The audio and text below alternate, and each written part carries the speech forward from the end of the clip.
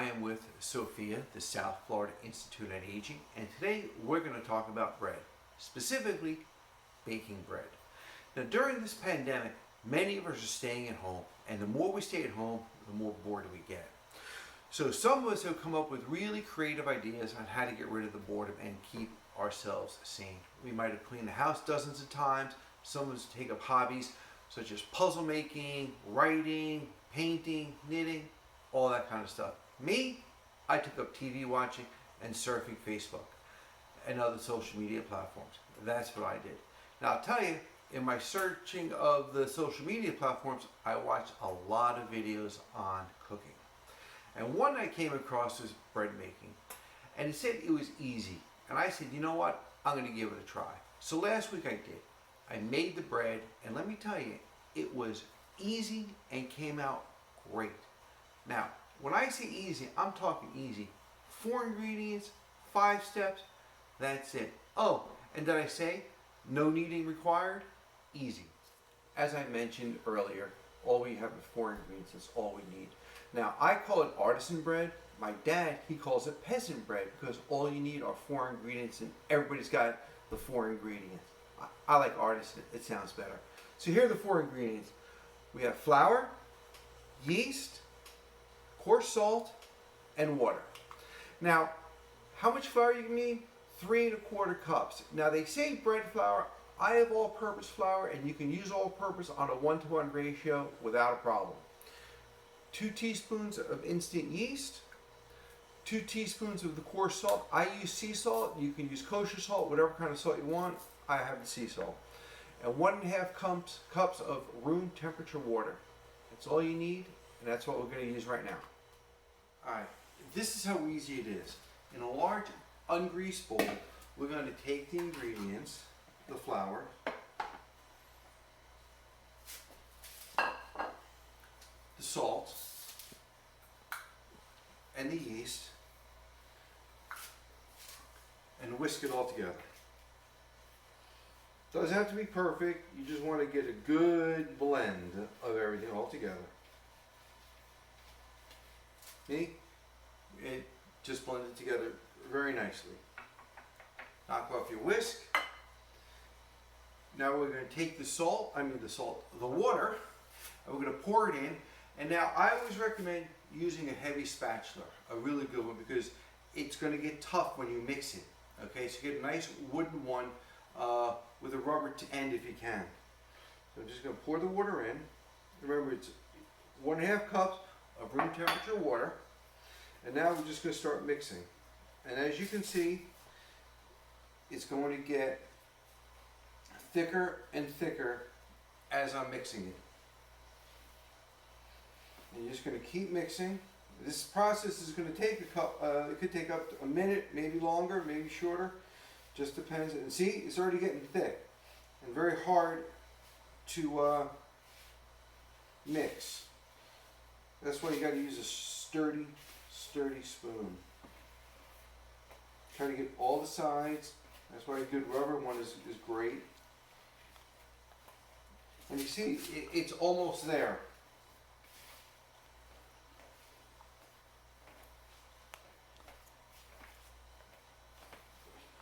A little bit more. It looks like I don't see any flour that's not mixed in, so I think it's basically there. This is how it looks. So now, with your spatula, you're just going to kind of make it into a little bit of a ball, right in the center. If you have any extra on the spatula, if you can get it in, why waste it? All right, right there. Now, this is what's going to happen. All you're going to do now is grab. So I use press and seal because it's a plastic bowl. It works better than saran wrap, but if you had a glass bowl, you can use saran wrap. Just take a piece, measure it on out. I always hate this stuff. It's not very easy for me to cut.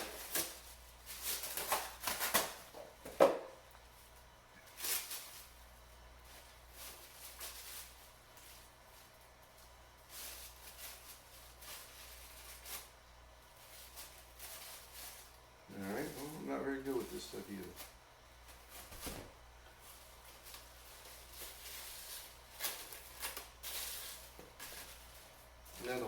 is to make it as airtight as possible. Just like this. And we're going to come back to you in between about 2 to 3 hours. It'll double in size and we'll go from there. Alright, so it's been about 2 hours and 45 minutes since we put the dough and sealed it up. And I'm going to take it out in a second and you're going to see it really has doubled in size. It's pretty incredible. But before we do that, we need to take a cookie sheet, baking sheet, whatever you want to call it. I use a silicone baking sheet. You can use parchment, but I looked at our parchment paper. It said it was only good to 425 in the oven. We're going to cook at 475, so I opted for something different. The key is to make sure it's non-stick. That is what's super important. Also, one of the really cool things about making your own bread is you can season it any way you want. So if you want to put garlic or any kind of herbs or things like that, you can actually put it in the dough as we were mixing it together.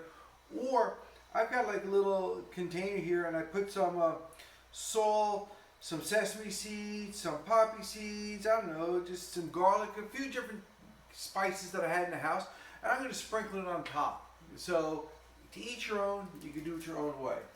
But what we got to do first is you have to make a mess. As you can see, I made it before. I'm going to add to it right now.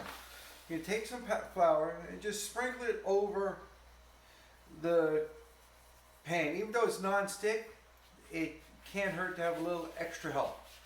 Just sprinkle it out. And we're also going to put it on here because we're going to have to cut the dough. All right. So there's a little powder there, and I put a little extra more than I need because you're going to have to put it on your hands also. You're also going to need, because this dough is large, you're going to make 2 loaves of bread. So you're going to need a sharp knife. Now the last time I did this, the knife kind of got stuck, so I'm going to spray it with some of the non-stick cooking oils just to get it to go through. So we're going to do that. Now I'm going to take it off.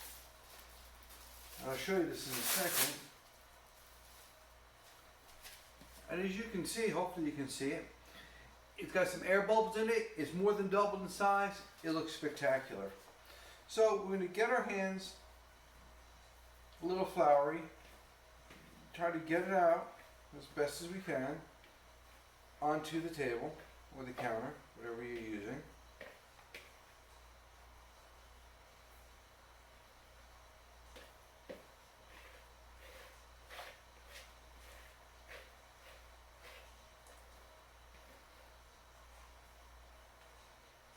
Alright. Put this over here, out of the way. Get a little more flour in my hands because I don't have enough. Alright. Kind of try to do our best to cut it down the middle. As I said, it makes 2 loaves.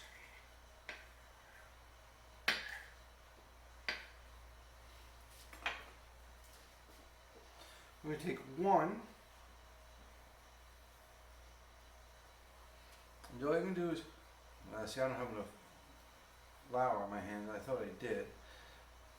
I'm going to just kind of stretch it out.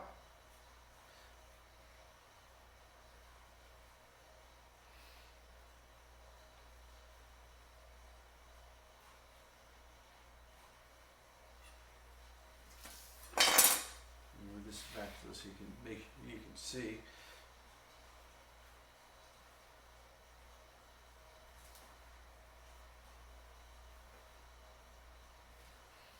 Take the other one, do the same thing. Try to get them a little bit apart because they are going to spread.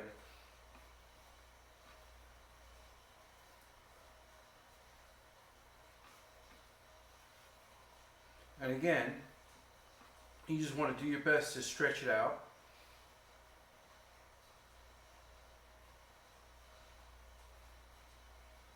And now, let's stretch a little bit more.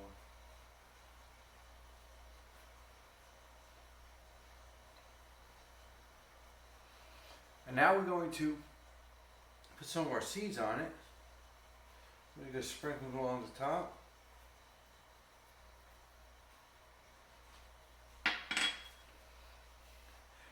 And that's what we're going to do. Now, what I'm also going to do is I'm going to take a smaller knife, spray it again. I found it works best. And I'm just going to cut like a couple of slices. It's really more decorative, I found. But if you can, cut a couple of slices right on in.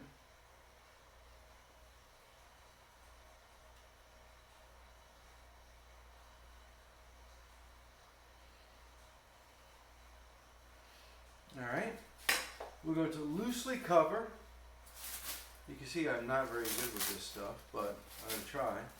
Loosely cover for another 45 minutes.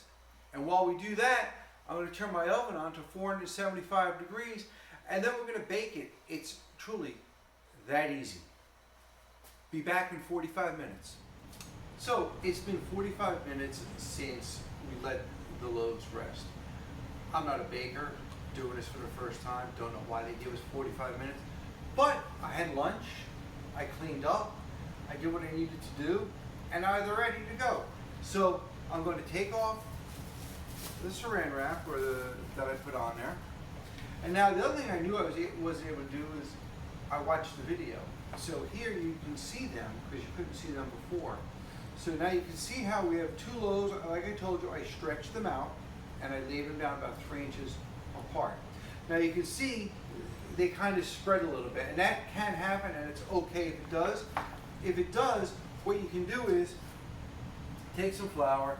Well, hopefully this will work because I don't have enough flour in my hands, but there you go, I got a lot. And kind of, you can see, not enough, never enough. So we're just going to try to mush them together a little bit.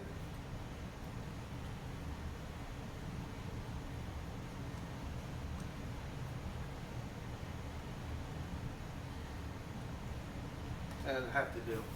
Now, I like my bread crispy, and it's a personal preference. But if you do like it crispy, what I suggest you do is, remember, 375. You take a baking dish like this, put it in the bottom tray, and I should have this ready, and I forgot. You're gonna want a glove to take this tray out with.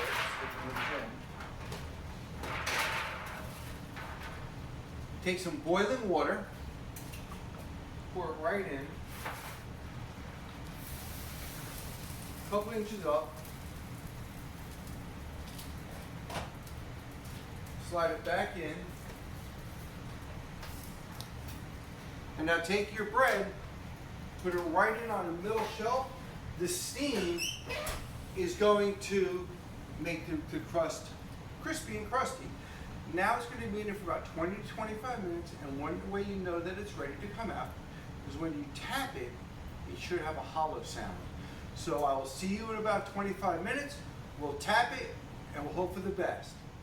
Okay, so it's been 23 minutes, and as you can hear, the timer's going off. So I'm going to grab myself a couple of these mitts and a knife so I can test the hollowness. Turn this off.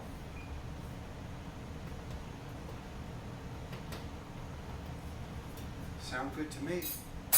Alright, turn the oven off because I hate to forget that.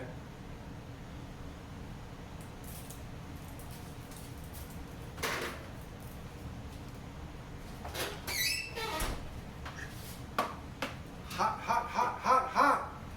Here they are, ladies and gentlemen. The loaves. As you can see, they browned up nicely. The slits went through, so they spread out nicely. I don't know if you can't really hear it from there, but it sounds hollow to me.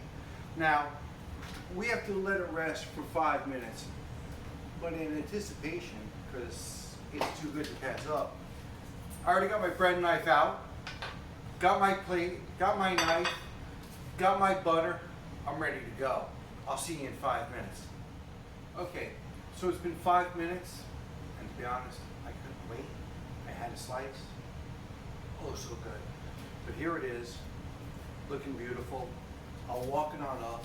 You really wish there was something called smell-o-vision, because look how pretty that looks, right? There's the inside, it's nice and light and fluffy. Now, I'm gonna cut another slice because I just have to have another slice.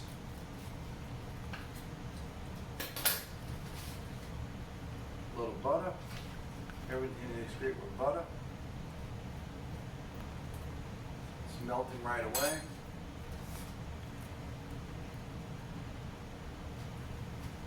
That really is top-notch bread. Now,